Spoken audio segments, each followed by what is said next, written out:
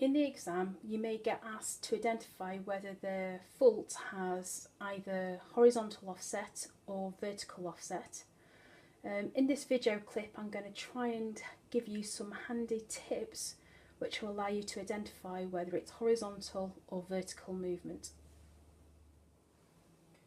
This is the 2016 map, and I want to show you the eastern section of the map where the fold has been offset by F1, which is this fault here. I recognise that there's a fold there because I've got a repetition of various layers around this light grey layer in the centre or the core of the fold.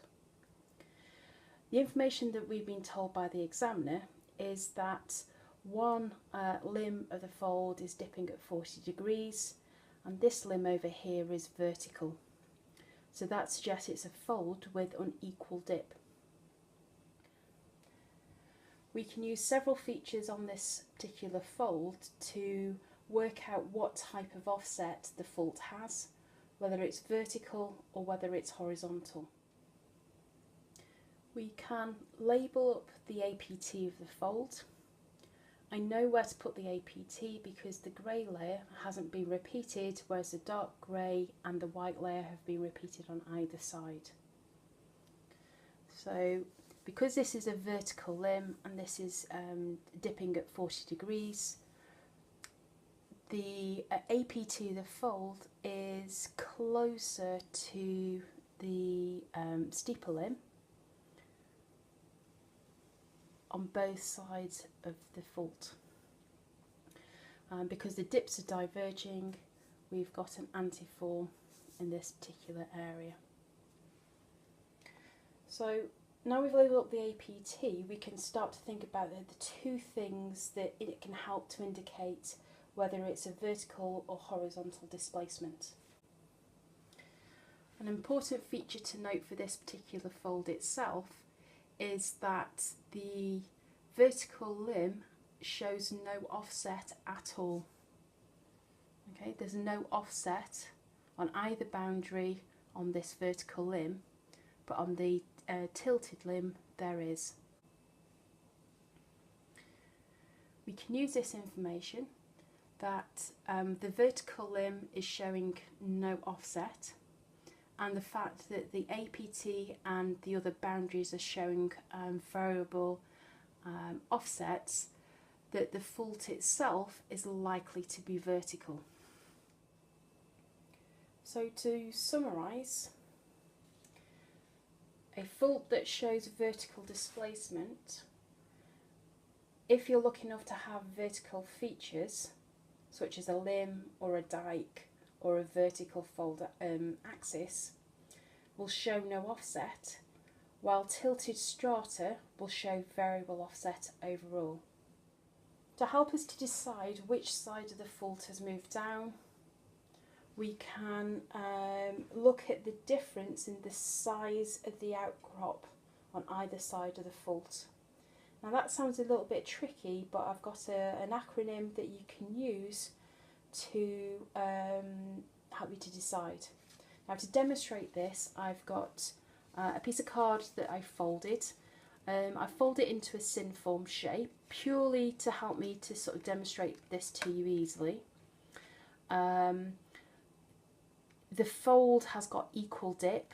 The fold in the centre will represent the position of the fold axis or the APT on a map. I've cut the fold in two, and what I'm going to do is I'm going to represent this side, the one held in my right hand, is going to move up and it's going to have a period of erosion, and then we'll have a look at what the outcrop pattern is on the top surface. So here's my two sides of the fold. I'm going to try and keep them at the same angle so it represents the same fold that's been faulted. I'm going to move my right hand up, and then I'll turn it so you can see what the feature would look like on a map view. So there's the fault. I've moved it up, I've eroded the layers down so the surface is horizontal. So if I turn it this way towards the camera, hopefully you'll see that the fold axis, the bend in the card is exactly the same.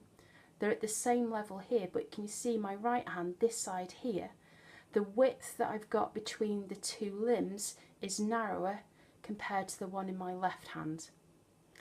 So with a sin form, the upthrown side, okay, becomes narrower, okay, or the downthrown side becomes wider.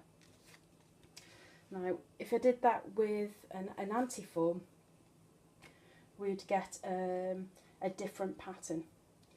So what you could use to remember this is swan. Okay, sin forms widen on the downthrown side, whereas antiforms narrow. So as long as you can work out whether it's a sin form or an antiform, and you know which side has got the narrower or the wider layer on, you can work out what side has gone up, which side has gone relative to each other. So for this fault here, F1, we've got an antiform. So I'm going to use this part of the acronym. This grey layer here is wider and it's narrower to the north. So for the downthrown side, it narrows. So this side here has moved down relative to the southern side of the fault.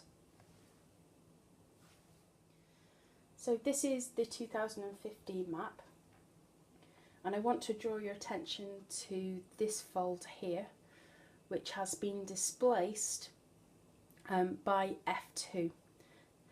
F2, it would appear that the fault is vertical, it's trending in a northeast-southwest direction. The fold that I've got that's been faulted, if you look at the pattern, the APT for this particular one would run in the white layer because that's not repeated, whereas the grey and the spotted rock on either side are. If I look at the limb dips, they're both diverging. They have unequal dip. This side is steeper, this side is less steep, suggesting that the APT would be somewhere in here on either side of the fault. Now again, we have another antiform occurring here. Now the fold axis would be tilted because we have unequal dip. Now so far it looks similar to the last one, the 2016 paper, but there are some differences. Okay, the APT has been moved, has been displaced, but if we look at the layers here, the amount of offset that we've got is pretty uniform on either side of the fault. There's been no change in the thickness of the outcrop width of the white layer on either side, or the grey layers for the corresponding limbs. That would suggest that this fault, instead of having vertical displacement, is horizontal. So in other words, it's a strike slip fault. So this strike slip fault, we stand here, look across, it's moved to the left, so it is a sinistral strike slip. So to summarise, the key features that we have on a fault that has horizontal displacement is this. Same outcrop widths on either side of the fault, and the same amount of displacement for all the boundaries, all the APTs associated with the folds, would suggest that it is a horizontal or strike slip fault. To help you to visualise this, we've got the card again. Here's the sin forms I showed you earlier. Instead of displacing the fault vertically, I'm going to move it to the side. So before I move the fault, can you see that the fold has got the same outcrop widths on either side of the fault? A bit better. The APT is the same, it's aligned. I'm going to move my right hand towards the back. I'm going to displace it horizontally. I'm not changing the height, I'm just purely moving it horizontally. Can you see the width has stayed the same? But the APT and the boundaries, which are marked by the V of the card, has been displaced. So this is purely a horizontal or a strike slip fault.